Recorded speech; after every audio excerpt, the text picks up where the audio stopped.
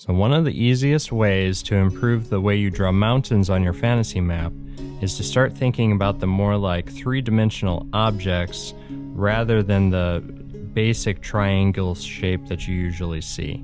So the problem with this is usually people cut it off here at the bottom, and it almost looks like you're looking at it from maybe ground level, looking at the mountain that looks kind of flat at the base.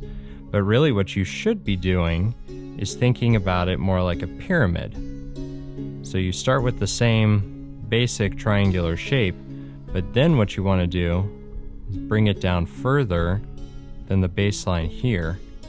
And then when you connect this up, you end up with a little bit more of a three-dimensional object, as if the light is coming down here.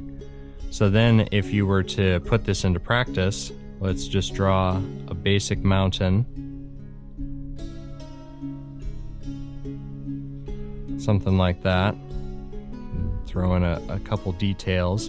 But then when we draw our ridge line, we're going to come down from the peak, and you can kind of sweep it back and forth like this, however you choose. But you can see that I've kind of ended it here below these corners.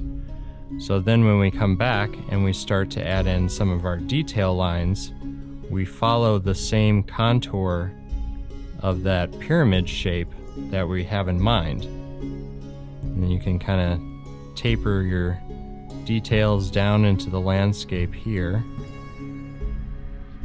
And then you end up with a little bit more three-dimensional looking mountain than if you based it on a triangle.